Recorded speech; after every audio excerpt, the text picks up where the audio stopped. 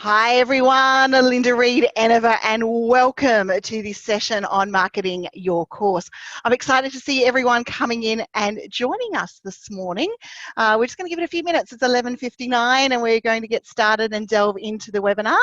And then I'll go through some housekeeping issues and housekeeping things as we go through today, and look forward to joining you. Now, I am currently not in my usual spot. I am at home here working from our lounge room as we have an NBN technician servicing our internet today. So fingers crossed we will still have a great session and we can still delve into the world. So I'm just going to give the time for everyone to find us. We've got a few minutes before we're due to start. If you are here, why not pop into the chat box this morning where you are, where we're finding you from, because I do know we have a rather large international crowd here today as well. Clive is here to assist me along today with the chat. Andrew, you're in the Sunshine Coast. Happy Sunshine Coast. Woodend in Victoria, a nice local for me. Natalie's in Sydney. I'm looking forward to getting to see where everyone is from. We've got someone, and Sid's an hour and a half of Chicago. We're definitely going international with today's session. So it's great to see people coming through. So do let everyone know where you are. And while you're here, why not spend a little bit of time networking by also popping in a brief description about what you're teaching, what your course is going to be about, and popping your link into the chat so that as we go along today, people can find you, they can get to network with you, and they can get to connect with you. And Renee's in New Zealand. It's great to see everyone turning through today. So today's session's not going to be a death by PowerPoint. We are actually going to explore some tools and some tips to help you market your courses. And we'll get started in just a couple more minutes, just allowing everyone to come in and see us today. If you haven't already, I do suggest you grab a notepad. And you've got a notepad, and if you're anything like me, a coffee to help you along the way as we go through today's session to help you make sure you get your information through at the moment. Natalie teaches evaluation for local government staff. She's got a course site up there. As I said, guys, if you have a chance, do a little bit of networking between each other today. Pop your links into the chat, pop your information through, and we will get officially started. Just going to give it just a few more minutes to let everyone find us, and we will get underway. I'm very excited to see everyone here for marketing your course today, because it's awesome to be talking about the world of marketing your courses. Okay. Marjolaine is created a course for digital marketing training for artists. Awesome. What type of artists are you working with? It's awesome. Yeah, Renee said, can I remind everyone to change the comments? Guys, can you just change your comments to all panelists and attendees so that everyone can see you today? And that is a very, very handy tip when it's coming through. Okay, our numbers are growing. Karen teaches the Power of Business Networking. She's underway with her course. You can head to her website.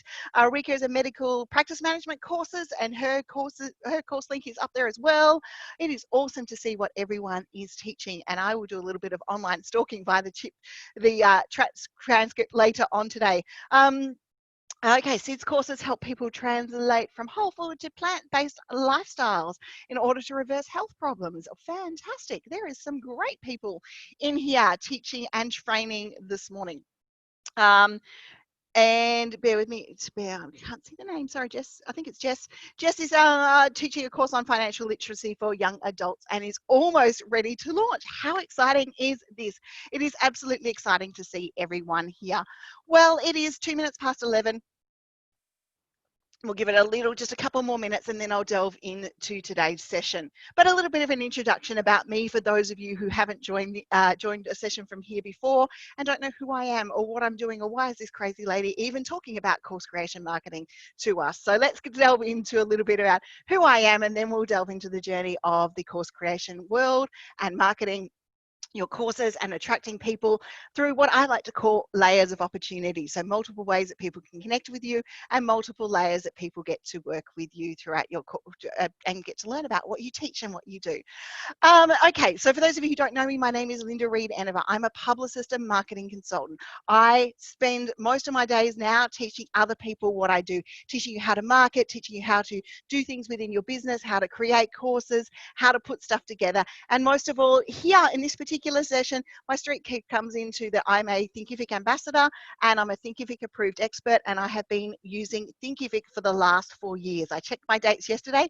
It was 2016 when we first started teaching our courses on Thinkific. So that's a bit of a milestone and a bit of a pat in the back. So August this year will be my 4th year teaching on the Thinkific platform. So we have seen a lot of changes and a lot of movement throughout that time inside the platform, new features, new things coming into place. And I've been an ambassador for the last 2 years and an expert for that area. I still walk and talk what I do. I teach other people how we do marketing, but we also still run businesses here. So we run a community called Business on Facebook. We run, and I'll get Clive to pop the links into chat for these if he can, please. We run the business community on Facebook. We run a course creators circle. I still consult with clients on marketing and how to put their courses together and how to take things to market. And then we run a media hub for small business owners called Media Connections, as well as leading the impact team here at Reed-Enever Group, teaching people like you guys how to create impact with your courses. So today's session is all about marketing your course while you create it. I have a series of notes that we will run through today, and I will delve into it. If you are just joining us, please welcome. Nice to see you here. Just a brief intro on who I am and why I'm talking to you today, but you can catch up with that on replay if you need to. In the meantime, why not pop into your chat what course you're teaching, where we can find you on the internet, and where you're coming from today, so that we can all get to know. And just make sure you switch everything to all panelists and attendees so that everyone can see your quotes. So Clive's popping in those links for you to be able to find me on the interwebs. But pretty much if you end today's session and go, how do I get to find Linda? Just type Linda Reed-Enever into Google and you will find me, or we'll follow up with the replay links for you anyway after today. Okay, sip of water, it's 11:05. Let's delve in to the content so that everyone can get on with their days today. Okay, so for most of you, you are creating your course, and congratulations on teaching online and sharing your knowledge on expertise about what it is that you do. So your area of expertise. It's been great to have you here and sharing your knowledge. And educating your market is actually one of the most powerful things you can do when leading clients towards your business. And if you're a coach or a consultant, or you're wanting to help people learn and understand and connect in new ways, then course creation, having a course, whether it's an entry level or a full service course, is a great way of sharing your knowledge and your expertise and putting it in accessible bite-sized chunks where people can take online, especially in the world that we are in right now with COVID. People are looking to learn, they're looking to find new information, they're looking to get upskill, they're looking for new stuff. And if they're in lockdown in particular, they are looking at the opportunity of what can I do to decrease the boredom, and having really good courses and really good offerings inside your system and being able to be found and allow people to take them in what I call an evergreen nature, or when it's ready for them, is a great thing to be able to do. But I will say this, building your course is just one part of the process, and it technically is about 40% of the work. 40% of the work is creating, building the course, getting it run. And I know you see me go, oh my gosh, I've just put so much work into putting this course together. Yeah, you have. But what makes a course a success is actually marketing it. So, and you might get sick of marketing your course, but what happens is if we need to continue to market our course, especially if it's an evergreen content one and it's not based on a deadline or a time frame, you've got the opportunity to be able to market your course with multiple layers over time. And we'll touch on today on different ways that you can do that, different ways that you can tap into automation to do that, and what actually is the objective of course creation marketing. So today's session, I'm going to show you a few tools. We're going to delve into a few ideas on how you can market it and really share your expertise and knowledge just that little bit further when it comes to marketing your course, because now you've created it, it's time to market it. So creating your course is all about creating layers of opportunity for people to find you.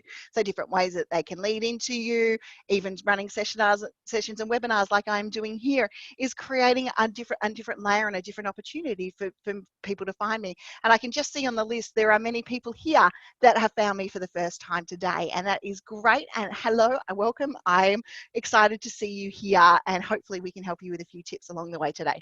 So by marketing our course, or when we create a course, we want to be seen. We want to be the expert. We want to be known. And our marketing journey, we need to be accessible. We need to be searchable.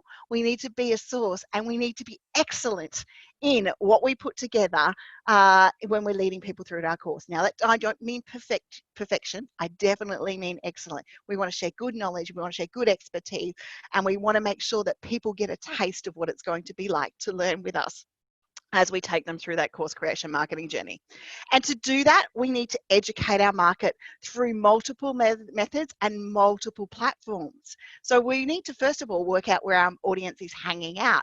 Now, if they're on Facebook, then we want to be creating content for them on Facebook. If they are reading other publications, then maybe we want to be guest posting and being seen by those publications. If they are Instagram users, we need to be upping our Instagram game. If they're Pinterest users, we need to be upping our Pinterest game.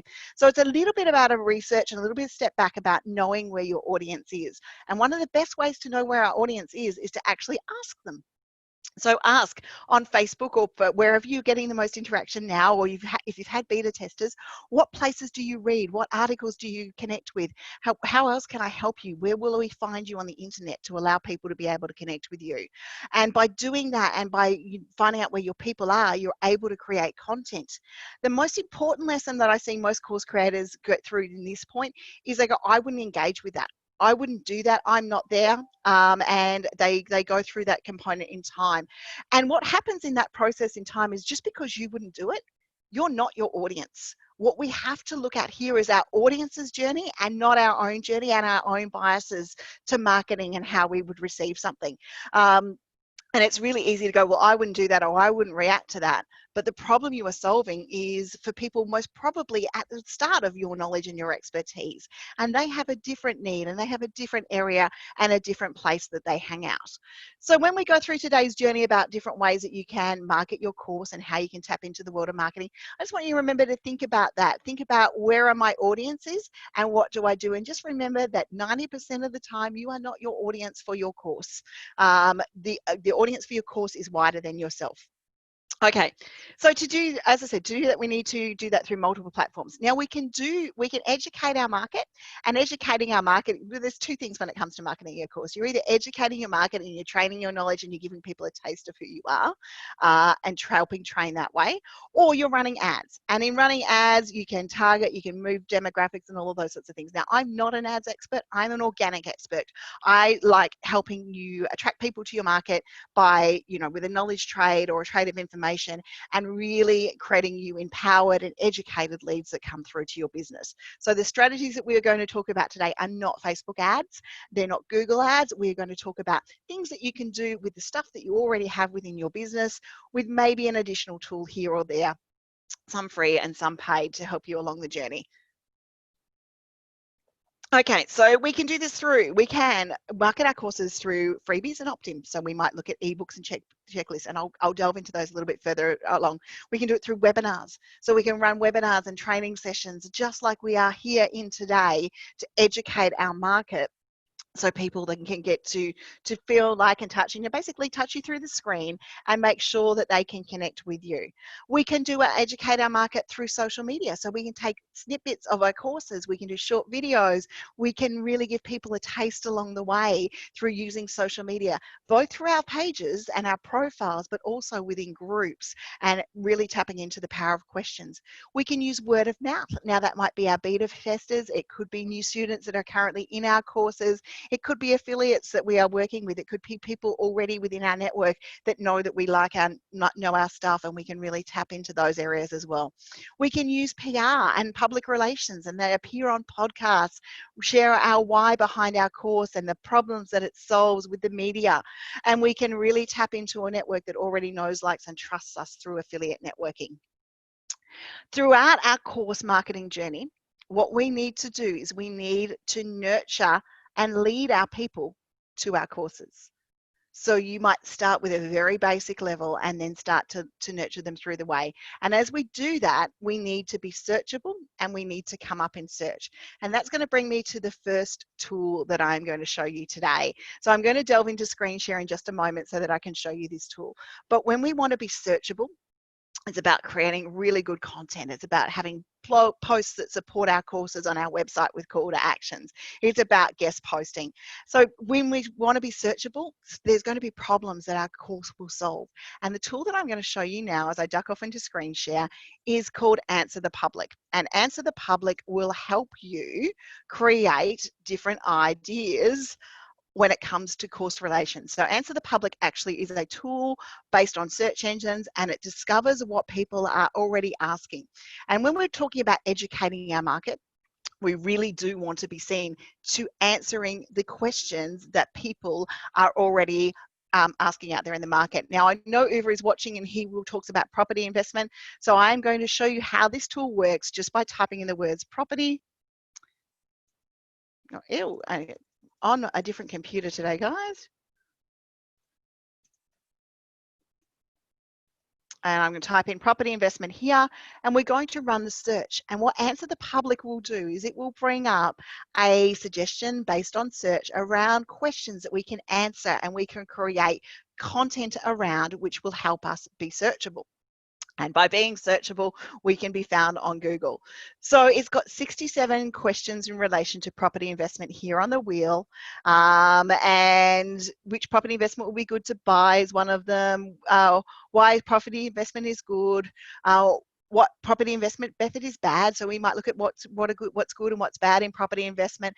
And the wheel creates a whole heap of ideas that you can drag from and start to create content around that, you know, when you put in your blog posts or you're putting videos together, will lead to a strong call to action and a link through to your course along that journey. Inside there's also some prepositions that you can have a look at, which is another 56 of those being created for the world of property investments. And there's some comparisons along the way there.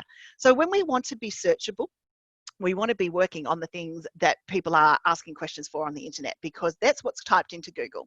And if we can put ourselves up in search by guest posting, by guest blogging, by coming into podcasts, by raising training sessions and webinars that answer those questions, then we're already starting to get that contact from those people. And what we might do is we might create an ebook or something around these topics that will create an opt-in, and we start to get in an opt-in or a freebie along that way. So that's one of the tools that will help you be searchable. The other one that Google has inside its ad manager is it has a keyword search tool, and it doesn't seem that the internet wants to allow me to bring that one up right now.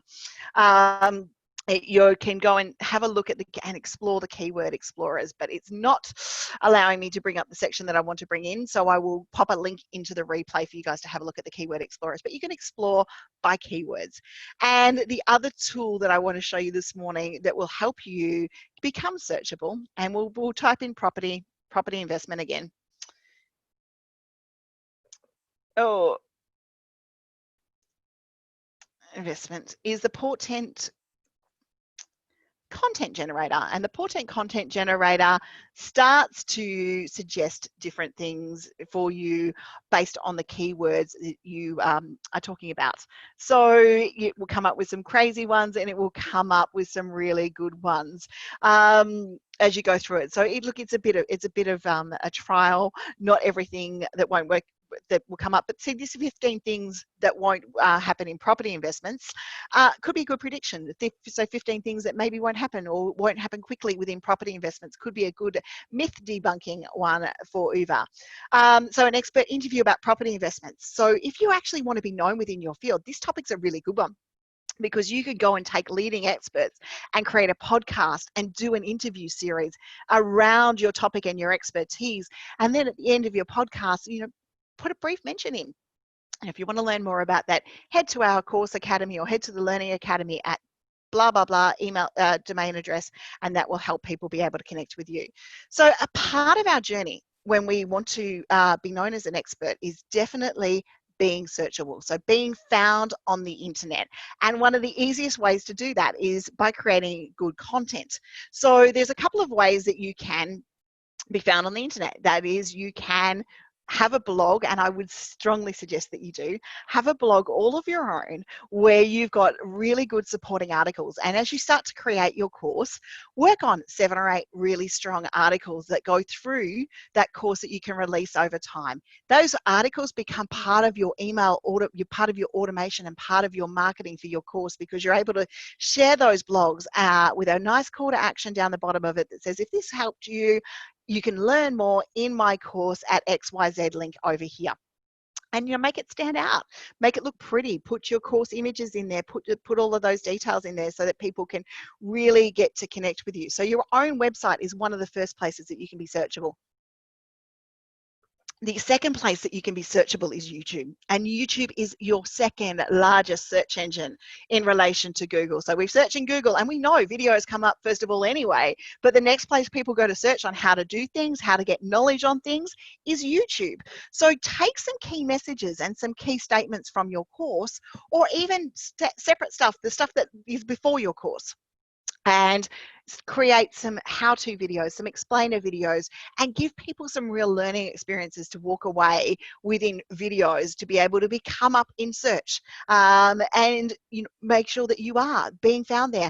And then as you go through your video creation journey, and most of you will have video tools hopefully now because you've created a course, but as you go through your video creation journey, just remember at the end of it, or even if you don't at the end of it, at least in the links in your videos. And if you've already got existing videos, I will show you a tool called TubeBuddy later, which will allow you to be able to pop in a line of text on every video that you run.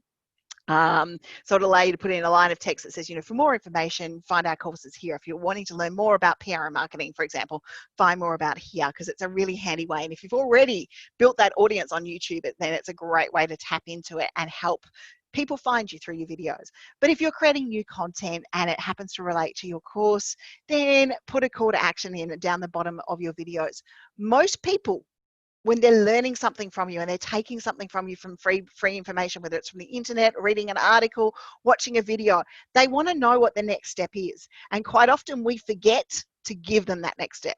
And that next step needs to be, for more information, subscribe to my newsletter, and we start to nurture them into an email sequence. Or for more information, check out my course, or check out my free course, or download the cheat sheet or the freebie here. So when we're coming to marketing our courses, make sure that you remember to tell people what you want them to do next, wherever they land.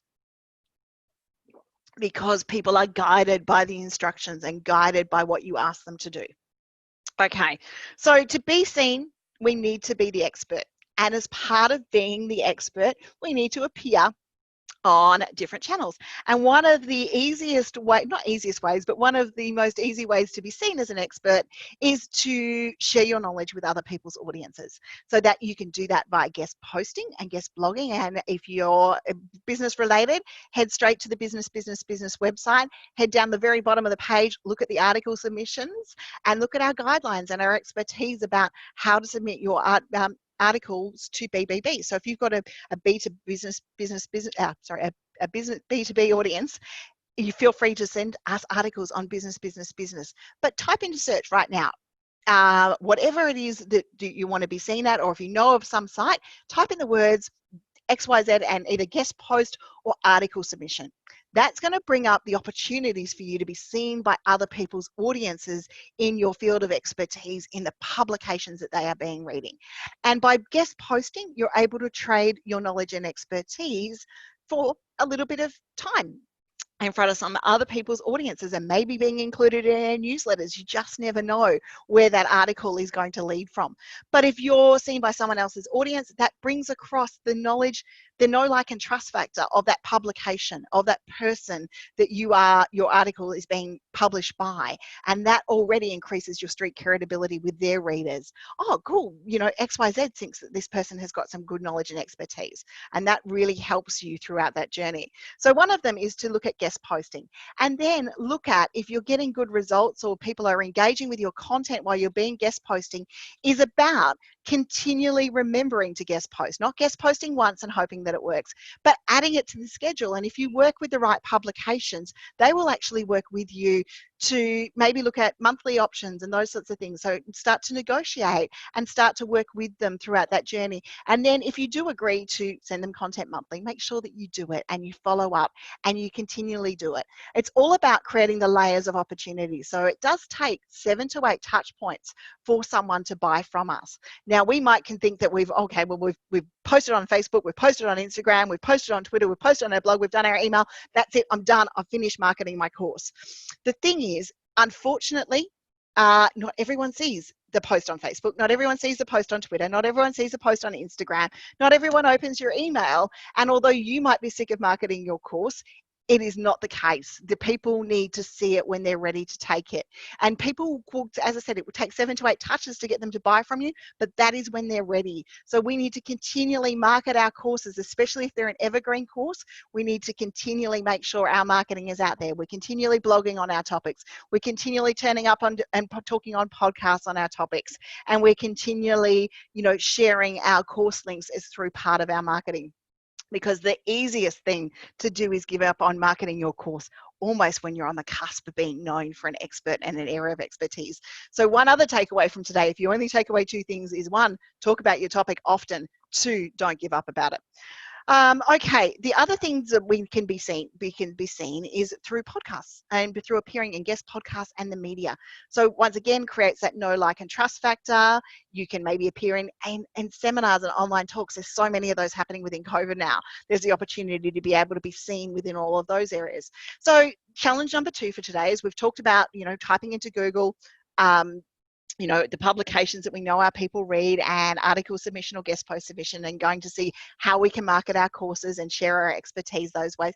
Now, one thing on when we are guest posting is we're sharing our expertise. We want to be excellent. We want to share our knowledge. We want to give people a taste of what they're going to learn. You don't want to do a sales pitch for 2 reasons. You're wasting your time. Most publications won't run a sales pitch. They'll send you a lovely email response which says that's advertorial if you'd like to promote your things to your service. So you need to exchange something for the link through to your website or the call to action through to your course.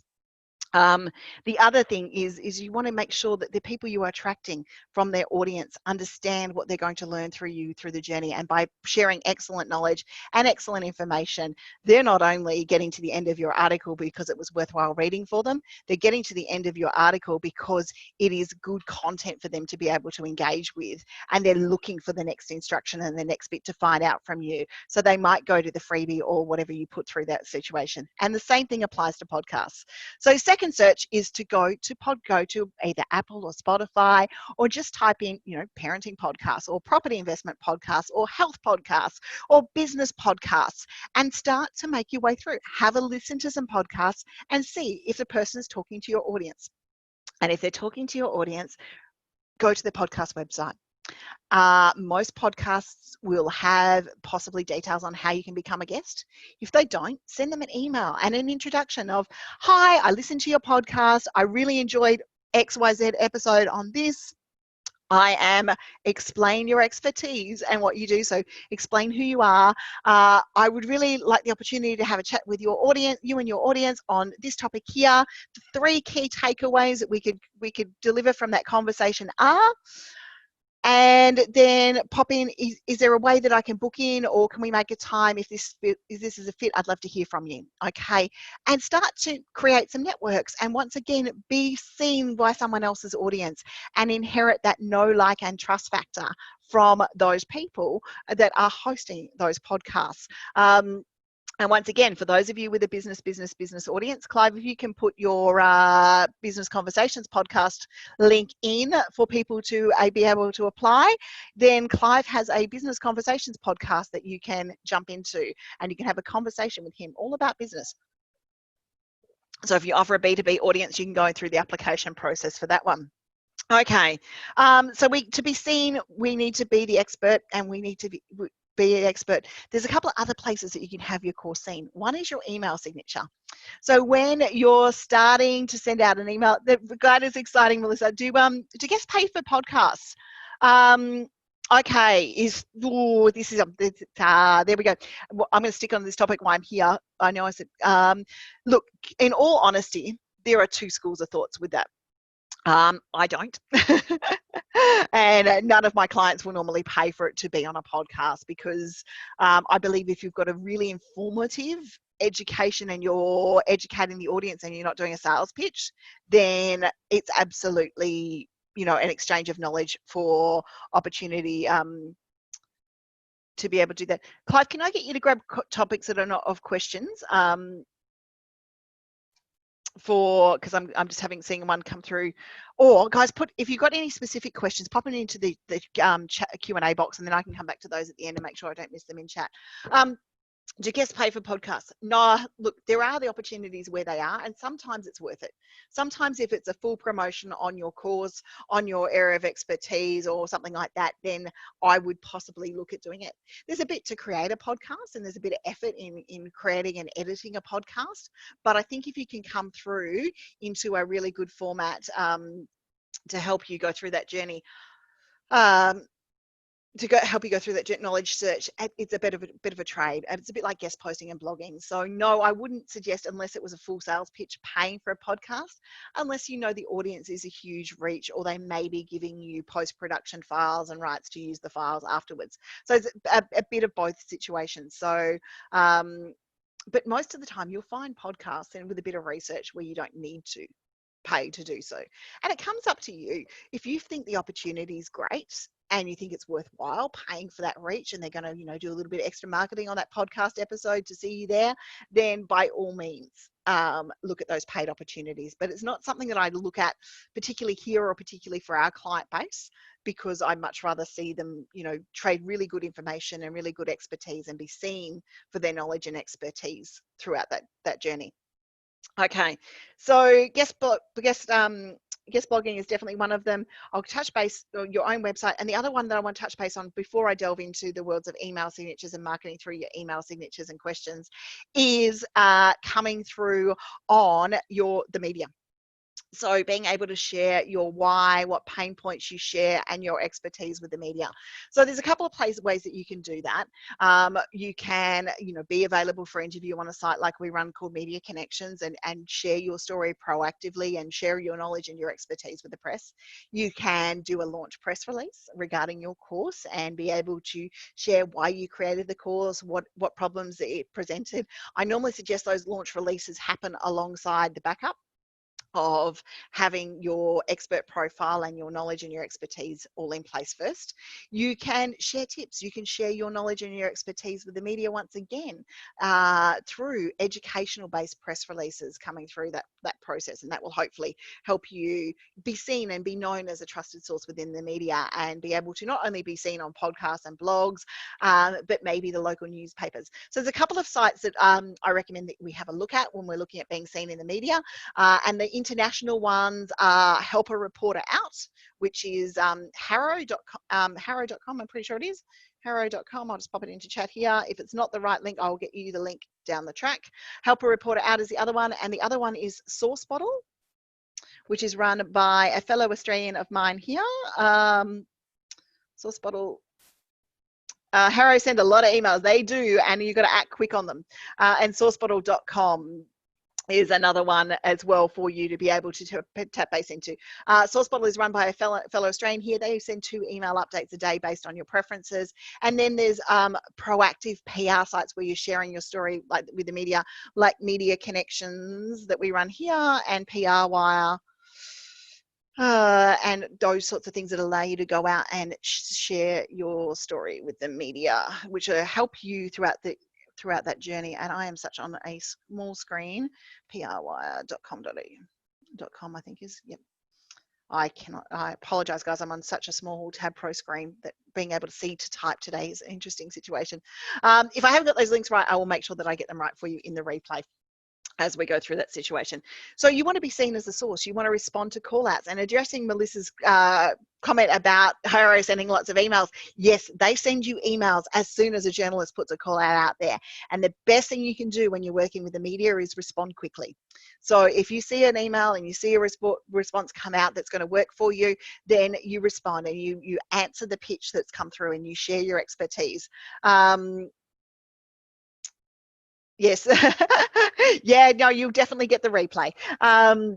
You share your expertise and you share your knowledge throughout that journey. So do make sure that you respond quickly, because media moves quickly. I put a call out, even if I put a call out through our publication sites here, the ones that respond first are getting the spot. But when we work with journalists as a publicist, I know that if they ring and say they're looking for one of my clients, it's get the client to pick up the call, to get on the phone, because I need to get the journalist and the client connected straight away, because they are still continuing to call until they feel that interview spot and until they feel that information. So make sure that you are responding really quickly. But if there is opportunities on Harrow or on SourceBottle, or if you're a Media Connections member and you see ones come through, respond quickly, share your expertise, and you just never know where those stories will lead to, how that will help grow your brand.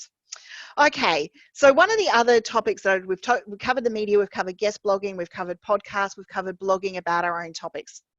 There's a couple of other things that I want to talk about today, so that will help you through, and before we delve into questions. The other thing is having really good freebies and opt-ins and ways that people get to know you. So we've talked about, sharing your expertise in video, which comes up on YouTube search.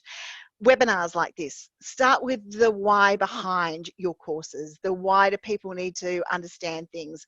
Touch base in there, and we will be touching on the email signature very shortly, but this all links into the email signature one. We want to make sure that we go through that process and we are sharing good knowledge and resources. So you might go through and you might explain your industry terms and then lead people through to your course through a blog post or a download. You might create cheat sheets or checklists that make people, lead them along the way, that help and provide really valuable information, but also help people realize that maybe they need a little bit more help, and maybe there's a course that can help them along the way. You might provide ebooks, which are an introduction to your content or your course. And all of those checklists, all of those emails become opt-ins, or webinars become opt-ins or freebies, where you exchange your information and your knowledge for your email address. And when it comes down to it, we own two things on the internet. As much as I love running my Facebook groups, as much as I love having my social media profiles, and I teach people how to grow your businesses through those, the main thing is about bringing people back to your website, back to your courses, and back to your email list, because the two things you own on the internet is your website and your email list. And by bringing them in to the in-house sequence and bringing them into an email sequence, we get to nurture them through that journey. So we get to nurture them through that sequence and through that journey, so that people get to know, like, and trust, and get to create, and we share more education throughout that process. And the big thing that I see when it comes to email sequences, and I delve more into this into another workshop, because it's a whole day on creating email sequences, and there should be one coming up in September, I think. Anyway, when we delve into email sequences, is about nurturing and educating your people forward. So you've traded and you've asked for someone to sign up for an ebook or a webinar, and then you'll send the replay if it was a webinar with some supporting links and maybe some other information that people might want to work with. You might add the people through to your newsletter and educate through the newsletter from there. But if you're doing an email sequence that particularly wants to lead people through to a course, so say you had a webinar and it's particularly a webinar that leads people through to your course, or an ebook that you're wanting to lead people through, is educate and check in with people. So you downloaded our ebook or you attended our webinar the other day. Here's some handy little tips that might help you in addition to the webinar or the email that you attended. And through that journey, you'll move people through into further questions and further tips that might support. And then down the bottom of each one of those emails, so you're educating, you're nurturing. You might mention in XYZ course, we delve into this a little bit further, but you're sharing maybe some more resources or some tips from your blog, and giving them another trade of information to build that trust factor. So we're trying to get that 7 or 8 touches in. They've come in by the freebie or the opt-in, and we're now starting to give them the little bit of a journey. Throughout that process, you educate, and then at the bottom of each email, there's a call to action that says, if you would like further help on this, take a look at our course, or book a discovery call with me to talk about more. And just have those subtle call to actions in, because you're leading them, once again, giving them really good information, being excellent, being the expert, and then call to action. If you'd like a little bit more help, here's the course, here's the information to help you throughout that process. The other thing about having ebooks and having freebies and downloads and opt-ins and webinars and courses is you can market them in your email signature. We send emails every day. We send many, many emails in our life to and from people, and a great way to market your course and to continue to have your marketing for your course is actually to add a line down the very bottom of your signature. We use a tool called YStamp, which puts a little insertion of our latest blog posts and our courses or whatever we're looking to promote inside the bottom of our email signatures.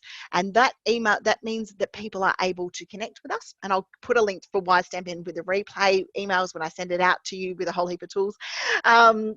And YStamp drags your latest blog posts, it can drag your latest tweets, but it can also put in the course or the promotion or the free download that you're looking to get people to trade emails from you. Now, just because you're sending emails to people who you think may not be interested in your course, they are within your network.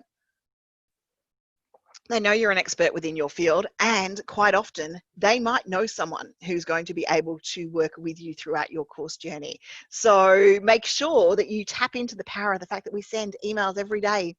Put your course in your email signature and get the promotion out that way.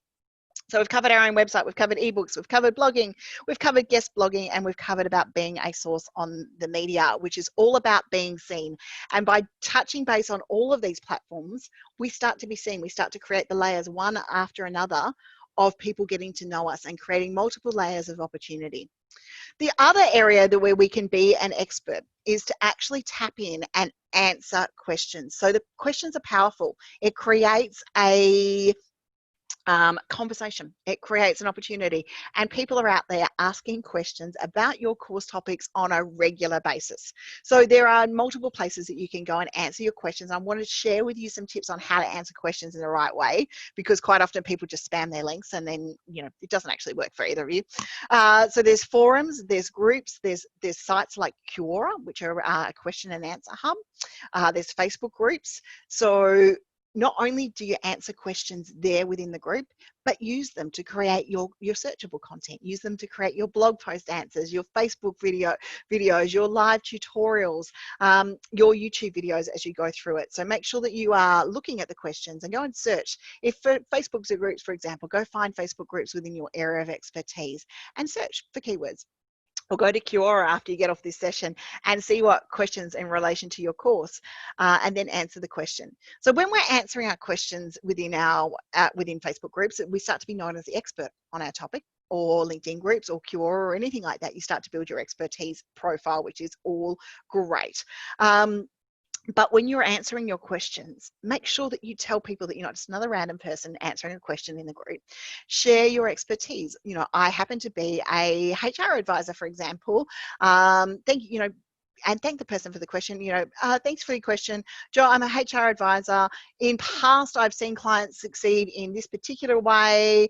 If you'd like some further information on this, I have a free checklist, or I have a course, or I have an ebook, or something that leads them into the freebie nurture sequence for you along that way there, or possibly a course, depending on what the group's promotional guidelines are. I have some more information here, or I have a blog post here. And this is where using the questions to create content comes in as well, because you start to see questions that pop up commonly around your content and your area of expertise. You can use that content, those questions, to create content so that you actually have a blog post, an ebook, a video, a tutorial, or a how-to be able to send people through to in the marketing to start them to get them to see you as the expert throughout that journey. So use your forums and use your groups, but remember to introduce who you are. And remember that if the group allows you the opportunity to do it, send some information to a resource and explain what it is, but try to answer the question there within the group, because you just don't want to go, oh, hi, John, thanks for your question. I'm a HR advisor. Here's a link to a blog post that will help you. Because if you can actually show that you can answer your question and expertise there, you can really get into it. And I know that for every one person answering their questions out there, there are multiple people watching and waiting for the same answer and response.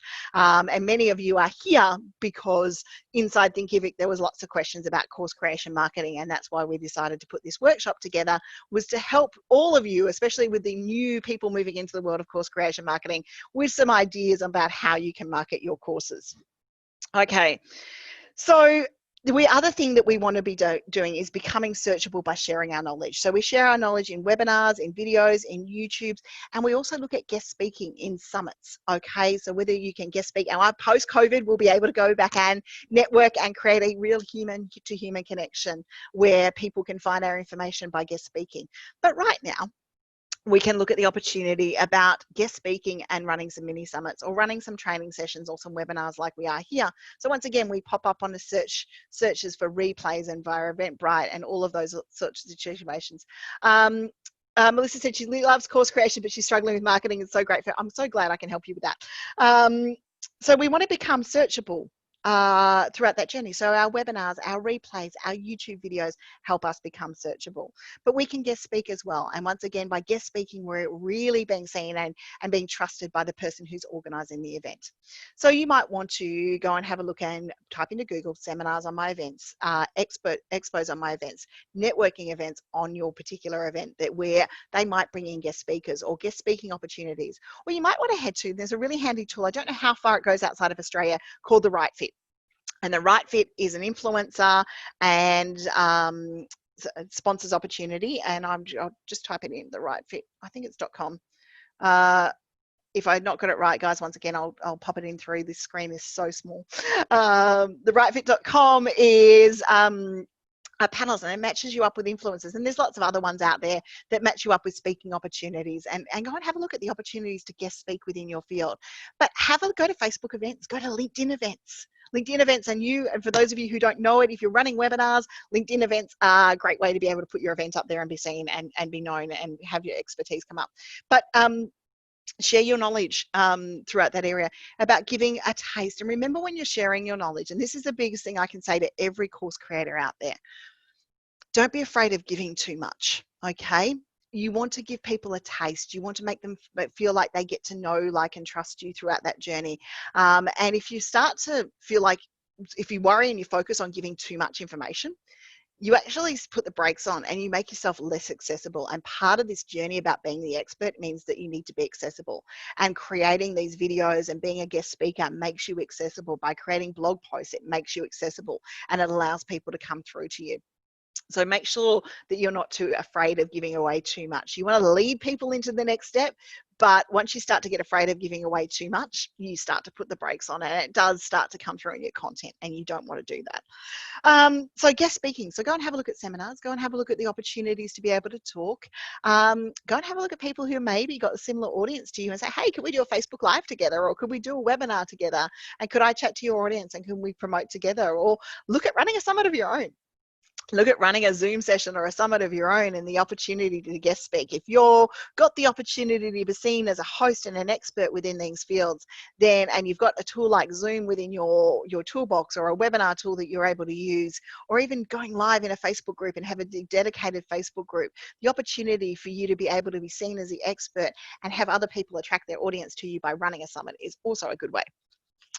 The other thing that we want to talk about, you can lead people through and give them a real taste about being accessible and be searchable, is have a free mini course. So have a free download or a free mini course where people talk it through, where you might have 1 or 2 videos that give people a quick action. And they give people a quick option to take away. And that free mini course is, once again, a trade for information for people to be able to give you your email addresses, and then you nurture them through and you send them a series of follow-up emails on that free mini course of, thank you for signing up for the course, blah, blah, blah. You should be a couple of days into it by now. Have you got any questions? Please feel free to ask me. Here's a couple of other supporting information and videos reading that might help you along the way. And if you're looking to delve into this topic further, we have our course available here. And you touch base with those people most probably 2 or 3 times after they've come into that free e-course. Hopefully you've moved them across to your newsletter as part of that process, and they still get to have that multiple touch points with you. Once again, if you've got a booking calendar, give the opportunity for people to book and have a call with you. Some people just need to know which course is right for them and which areas there. And if your investment is, above is a little bit larger within your course, then maybe the quick 10-minute discovery call to find out which course is going to be right for them is a much better option going through that area. So we want to be searchable and we want to be accessible. And as experts, by being accessible, that's through our podcast. It's being able to be found, and it's being able to share that knowledge and expertise. So why do we do all this? We do all this for the leads. Like, let's be really honest. I love educating my market and I love sharing my expertise, but I've spent the last 5 years building my profile and building my knowledge and my expertise out there so that I know that the leads will come through to me, so that I know that when we launch a course or we launch a product, that as long as I've got my messaging right for my audience, I've got the leads, I've got the database, I've got the email list of people, we've got the Facebook group that engages with us. And I know I've got a quality lead that is ready to receive more information from me. And that is why we do all of this, because we want to be able to have those leads and nurture them through our courses. And by educating our market, by being excellent in what we do, as well as being accessible with our knowledge to be able to give people a feeling of it, we do create better leads and better students, and we become searchable because the information about what we share and that we know our stuff is just so easily found on the internet.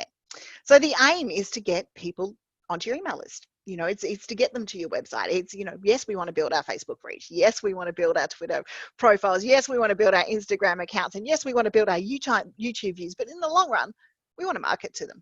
Okay, so we want to build them through into our email list.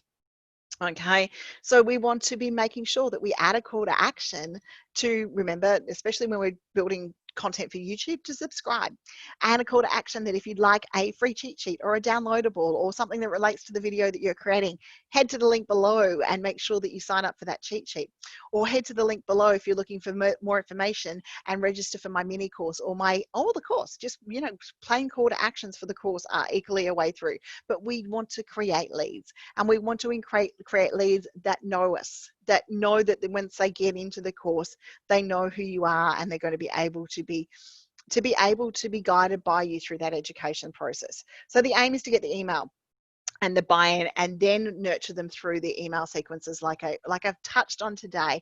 It's about making sure we give them a little bit more information and a call to action to buy our course, a little bit more information that will help them, and a call to action to know their course, because we need to be seen as the expert, we need to be seen as accessible, and then we need to say, and this is the next level of how you access me throughout those email sequences. It will take 7 to 8 touch points for people to be able to buy your course or engage in your course with you. So through content and through content marketing, which is what we've been talking about today, you can create that know, like, and trust, and you can create the multiple layers of opportunity, those 7 or 8 points. And bearing in mind, just because you create 7 or 8 points, it doesn't mean that they're the 7 or 8 points people are going to find with you. So it's about creating multiple layers of those 7 or 8 points. So YouTube videos, Facebook posts, blog posts, so that we can tap into the learning styles and however they're choosing to find their information, whether that's podcasts as well. We can create that know, like, and trust factor. So some takeaways about how you can market your course right now is to share your top tips, to share your knowledge and expertise, to share those 5 things that people really want to know about your industry, or the 5 things that you can really answer, to lead people to your course. Remember, throughout this journey, it's about leading people through to your course. So email sequences, setting up those automations to be able to touch in with you, and using social media programmers so that as you create this content, you use a tool like Reed-Enever or Buffer or Hootsuite or Social Maker or whatever tool that you want to load that content. Now, part of the reason I love Reed-Enever is it's an evergreen social media content. So as I add more tips to my social programmer, it literally keeps cycling it out. And as I create the promotional content for a course, it puts them in, and it keeps sharing it again and again, as long as the content I create is evergreen and fresh and can be touched and reused time after time. So remember to lead people through our course and keep talking about it. Don't give up. The biggest thing is you will get sick of talking about your course. I'm not going to lie. You're going to absolutely hate talking about it. I've talked about it so much. No one's buying my course. Why should I do this? And I'll drop my pen in the middle of a webinar. Good luck for me keeping track of my notes now. And you will go through that journey, and you will get sick of telling people about it. I get sick of people telling people about my courses too. Yes, I do. But once again, it's about finding the person at the right time when they're ready to buy from us. And that's why we create courses which are evergreen and allow people to come and work with us when they are ready. So we need to keep telling people about our courses. And that's where, once again, your automation and those areas come in. Make time for your course marketing is another strong tip. What I see is business owners struggle quite often to actually make the time to market their business. And my lovely assistant has bought me another pen, which I'm currently dropping as well. Make time for your marketing and make sure that you do have time within your week, whether it's an hour or 2 hours, but ideally get you 3 hours to market your business each week. So make sure that you're using time blocks, which is one of my favorite things, where you say maybe Monday morning, for example, is the time to market your course. And you're looking at either creating some new videos or a new blog post or a podcast episode or a couple of social media graphics on Canva that you can add to your automation tools. Keep creating content. To be the expert, we need to keep creating content about our journey. Now, I've been teaching on Thinkific for 4 years. I've been a publicist and marketing consultant for longer than I care to imagine. I do not stop creating content. I am here today running a webinar and creating more content. I was live at 10 o'clock this morning. Content and fresh content keeps us being found. And especially when it comes to social media, regular content up on the algorithm teaches the algorithm to expect us at a particular point in time. Respond to call outs. Respond to those journalist call outs, those podcast call outs. And there's some really cool Facebook groups in that you can find podcast opportunities. And I will pop in the podcast groups that I know of in the replay for you all as well. And those podcast groups will help you be able to connect with those people and respond to those call outs and share your expertise. Answer questions. People are asking questions because they want to know the answer and they need to be guided through that process. And while it might seem like the most obvious question to you in the world, and it might seem very frustrating to have to answer it time and time again, if you prepare the blog post, the video, the tutorial, the how-to on that solves the entry-level problems and start to lead people through your course, you're already bringing them into your area of expertise and nurturing them through that process. And remember to create your email sequences that educate with strong call to actions.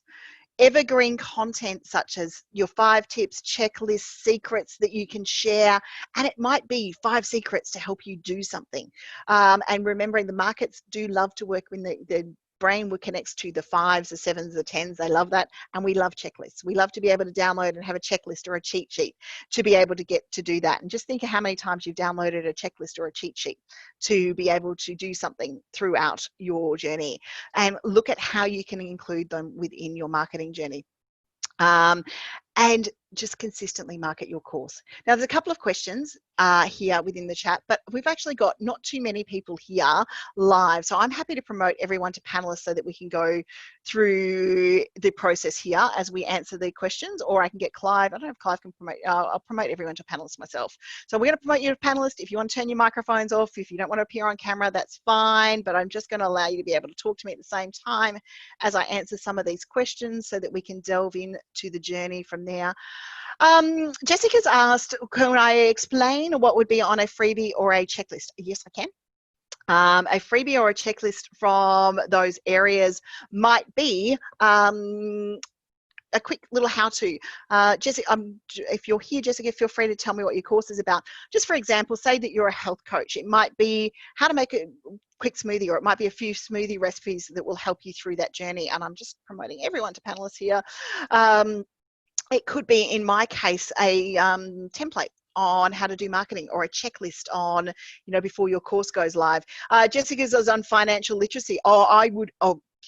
not, I didn't even mention quizzes, but Jessica, I would be literally testing people and running some quizzes. There's a really cool tool called Interact that allows you to be able to create quizzes and running quizzes on, you know, how financially literate are you, and literally challenging people, because people love a challenge. They love to think that maybe they know something more or they don't, but leading people through a quiz. Now you can do that with Interact, you can do that with form builders, so you can do it on Typeform. You could even do a free e-course on Thinkific and build your quiz and your survey into Thinkific and give right or wrong answers. But Interact leads people through, and it's a pretty cool one for a quiz journey. Yeah, I can. Beautiful. Okay, let me just delve into here. I think everyone's a panelist. Hey, everyone. How are we all?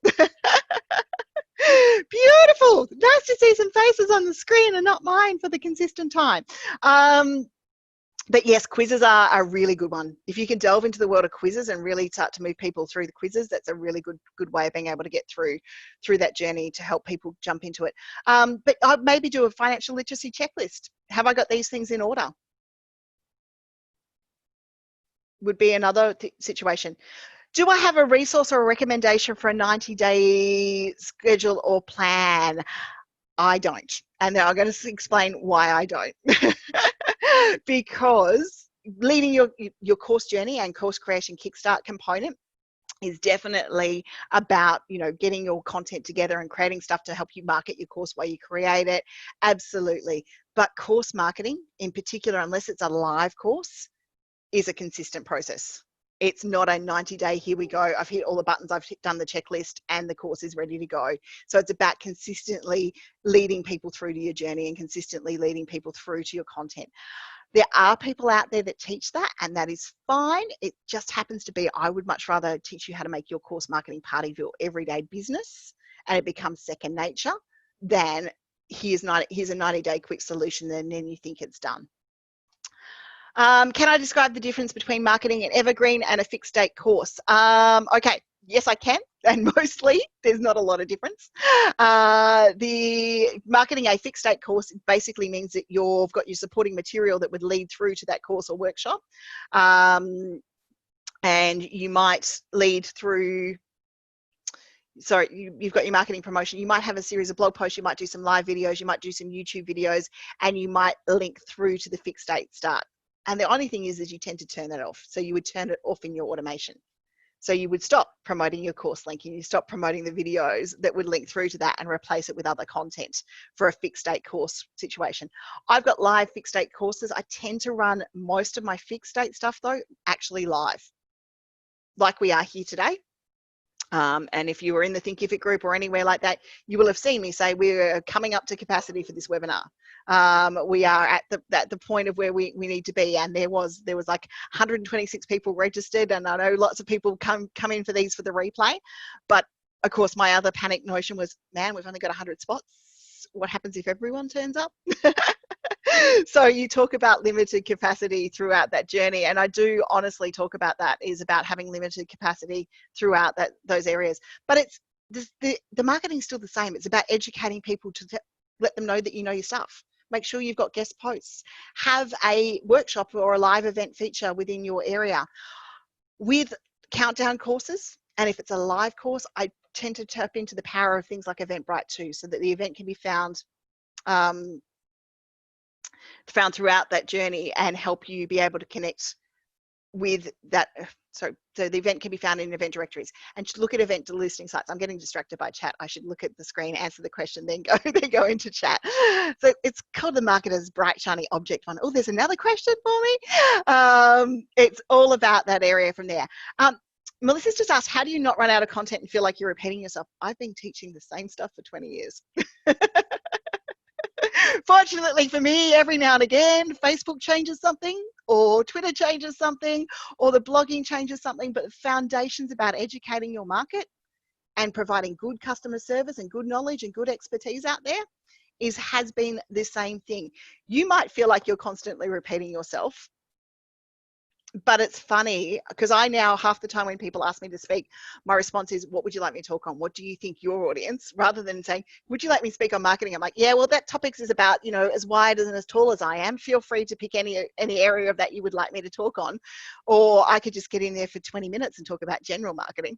And then we wouldn't have actually covered anything that anyone wants to talk about. So there's different ways of doing it. There's different ways. You might write a blog post for it to begin with, and then you might go back and go, oh, gee, that blog post, and look at your insights. I go, that blog post is getting really good interaction, or the guest post that I wrote is getting really good interaction. And then you might go and create it into a video, and you'll twist it up a little bit, because you can't say, there's only so many ways that you can hopefully see. There's only so many ways that you can say the same thing, but you twist it up. You won't ever say it the same way. I can run this webinar in an hour's time and I won't deliver the same content that I delivered here, or there'll be some other idea or something else that I will think of to teach people throughout that journey. And there'll be different questions throughout that area. Don't worry about repeating yourself. Just worry that the information that you are sharing is good. Sarah has a question about the contents for pre-webinars to a fixed due course, and how do they different from the course content? Look, interesting. How do they different from the course content? Beautiful. Sorry, just trying to read that. Yeah, welcome to have a chat, Sarah. Sure. So my question is, I've been advised before. I'm about to launch my first online course. Yep. And it's in the psychological relationship we have with our clothes and how that informs our style, right? And so I've been doing a lot of short kind of webinars and things like that with different groups. Yep. My question is I've been advised, do some webinars pre-course, but don't do them on the same topics that you have within your content blocks for the course. So make sure that it's different content. So I'm really interested to understand your take on that. By the way, great webinar. I really enjoyed it today. Yeah, and I love your presentation. You're really engaging, and yeah, I love it. So I hadn't known you before, so thank you. Oh, you're welcome. Thank you very much for that. Look, Sarah, I'm not upset about if I can deliver part of my course content. I'm not going to give my whole course away. Yeah. But if they need to get to know a little bit about what I'm going to teach them, then I don't think it's a bad thing. So that's my personal opinion on it. You know yourself. You know what you're prepared to teach your audience. I'm sitting here going, psychology of your clothes. Yep. I was originally going, every Thinkific webinar I've done, I've been in black, and nope, I'm still going to be in black.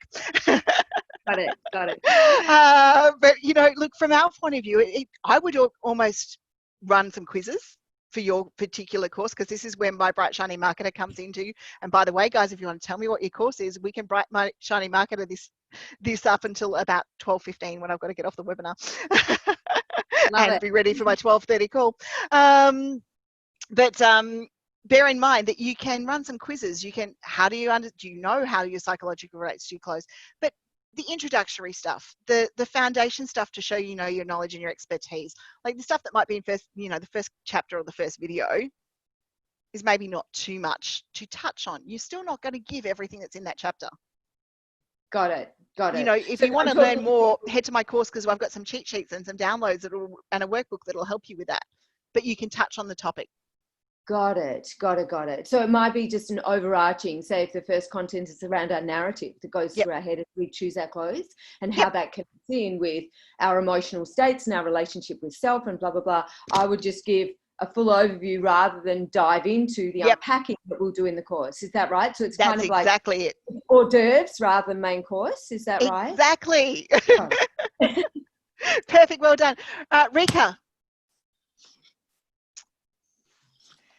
Thanks. Just unmute. Hi everyone. That was a great session, and for me the takeaway's been that I'm pretty much on the right track. I've now published I think 4 or 5 online courses, and only started quite a short while ago. I had a lot of content that was kind of ready to split into learning modules, and so that content creation, yes, it's been a huge amount of work. My question for you is mostly around some recommendations on automating the dissemination of that marketing material. So for me, I hate doing blog posts. I really, really do. So if I'm going to do it, what are your recommendations so that that can get further disseminated out to Facebook, to Twitter, to other platforms? That's the bit that probably does my head in the most. And I've certainly heard of, Zapier automations, and I love the idea, but it frightens the hell out of me. So I need a little bit more guidance around that. As my marketing circles members will tell you, we're about to do a session purely on Zapier next week because next month because we love Zapier. So inside here, look, Zapier is not so much your marketing automation type of stuff. Zapier makes different tools talk to each other. Yes. Your marketing automation is looking at a tool maybe like Meet Edgar. Sorry, what was that? Meet Edgar. Clive, can you pop the Meet Edgar link in, please? Hopefully he's still there. Yep. If he can pop the Meet Edgar link in, that will hopefully jump in. Or Joe, you know Meet Edgar. Can you pop it into the chat for me? Meet Edgar is a social program and it works on categories. So you would maybe create your video tips and your information. Now, bearing in mind, blogs don't have to be war and peace pieces of content. Blogs can be a really good video from you with a little bit of introduction and a bit of text that will pop into the information and maybe a transcript and help you get through that journey. So it doesn't have to be a war and peace. If you head to my site, you will see 90% of my content since COVID hit has been video. Here's your quick introduction. Here's a little script. Here's a little bit extra bits that will help you because that's all the time that I've had. And I am a talker. And if you don't like writing, then use Google Talk to type and talk it out. Yeah, that's a great idea. I've certainly not used video in my blog posts as such, but I guess I find that by the end of the content creation, I am so over it that I just find the blog bit, it's the bit that kills me. Yep, but it's the bit that works, I'm sorry. Thank you, I appreciate that. That's it's the bit that makes you searchable in Google, and you need to come up for your keywords and your knowledge and your expertise, and it is the bit that works. And I know that it's frustrating. So go and look at your course. So for those of you who are really in that blogging component, once again, don't be afraid of giving too much free stuff away. Look at your course and delve into that content and go, okay, well, here's a key takeaway that I want people to learn, but I think we'll also go and lead into the course. Grab maybe a couple of components of that course or talk out a couple of components of that course or some details from the slides that you put together and start to make that the framework for your blog post. Once again, hors d'oeuvres, as Sarah put it. And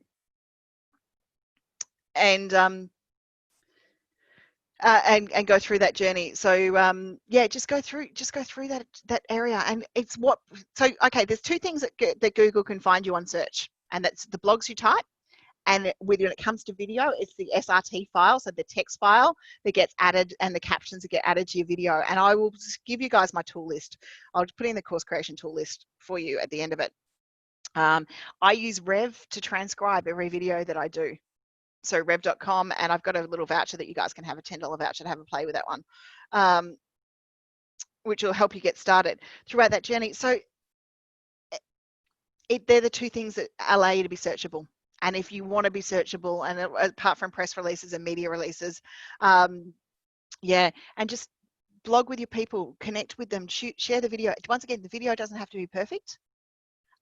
We run a series here called Perfectly Imperfect. That's exactly what I talk about consistently to people. It's about being perfectly imperfect throughout that journey. Any other questions?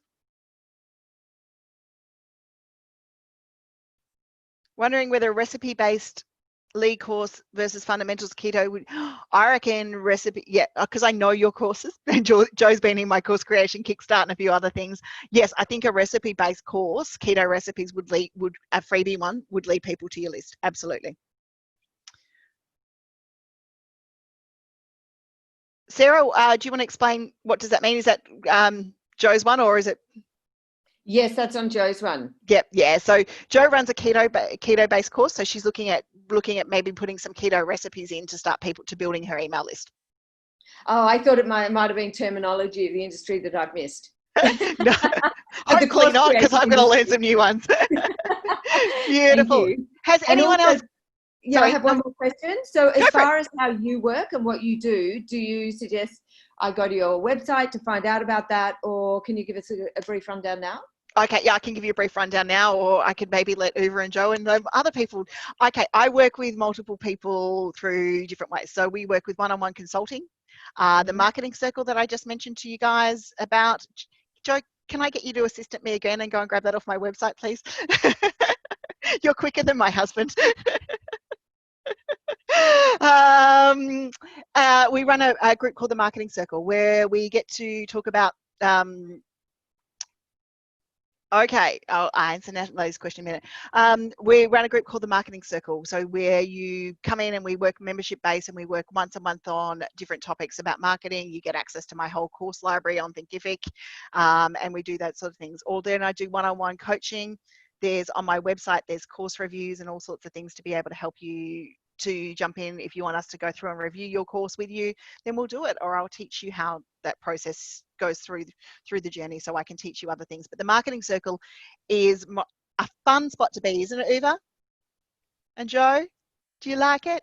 It sure is. It's a great way to get not only the overview, but also tons of detail and some accountability too. So. Oh yeah, there's definitely accountability in there. That's great. Fantastic. Okay, yes, okay. Course reviews are on my website. I'll pop some links in the replay, guys, so you make sure that we can get things through. Is it possible to do it all without email lists? Yes, you can, but you don't own those platforms. You don't own your YouTube channel. You don't own your Facebook page. You don't own anything other than your website and your email list when it comes through. So for example, I have a community of 30,000 business owners inside the business Facebook group. But if Facebook decide tomorrow to take that away, I don't have it anymore. Now, it's a risk that I take, and I'm happy to take within my marketing journey, but we do lead people through to our other programs and our other ways to help people work with us. So we do have a strong email list developed for all of our businesses there to be able to do that sort of stuff. And look, I've seen in the last 48 hours, the amount of people that have come to me and said, my Facebook page has been taken away, or my profile's not available anymore. It's been really, really huge throughout that process. Guys, I will pop the Marketing Circle links through to you later, because I make sure you give you the registration links and that sort of stuff. How much time do you leave to market before your first course launched? Okay, I launched my first course on Thinkific 2016. So I was post-surgery, I was bored, and I ran it as a live challenge. And they'd taken my laptop away from me here in the office because they didn't want me to do things. So I decided to launch a course called Educate Your Market. Surprisingly enough, everything still comes back to that point. Educate your market and everything will run through it. And we did a 28-day course on educating your market. And I think we let up about 4 weeks in pre-registration. And it was a live course that was there. We had the group at that stage, but the group was most probably only about 5,000 members strong at that point in time. So we had the people to lead through. But if your course is evergreen, you just mark it. And if it's ready to launch, you put it live and you start sending people to it. There's no point in not sending people to a course if it's ready to go. And with Thinkific now, you've got the beautiful opportunity, which we didn't have when we started, was pre-order. So you can put the concept, you can outline it, you can put the structure, and you can have people buying your course while you put the rest of it together. For me, I think I launched my first course within about 4 days, and it was probably the bulk of a whole weekend that was taken up. But I was also very quick to develop the content. And the reason I did it really quickly was because I already had commercial interest in the subject matter. So I had reasonable confidence that the material would go somewhere rather than nowhere. And so that kind of gave me the energy to just get it going. And from there, the other courses for which the content I already had pretty much developed as well were tacked onto that. And I've I guess like you, I've got a strong email list. But I also, I'm the administrator of a Facebook group that's about 4,500 members, but it is a very specific industry group. Yep. So it's a very tight market. So I do also have that very captive audience already there that knows who I am and what I do. So I think some of those advantages that you spoke of in terms of be seen as the expert, they really are key to getting that trust and authenticity around what are you getting if you're buying this. And I guess I would also add to that, just being reasonably moderate about the prices too. You've got to be realistic about where your market sits and what you can command for it. And it's great to see, the posts about, the $1,000 courses that have earned $1 million in 3 days. That's wonderful, but I think it's kind of sets an unrealistic expectation around what. And guys, I've had my appointment cancelled, so we can actually go into more questions. Yay! Says no coach ever, but I'm like, hey, I'm going to take the breathing time here. Okay. It's on that piece around costs. Can you? Okay. Sorry, are you able to expand on that? Oh yeah, I was actually just about to. I was just about to say about realistic course costs and also fitting the box. Let's dispel the myth that course creation is not going to make you a rich expert overnight.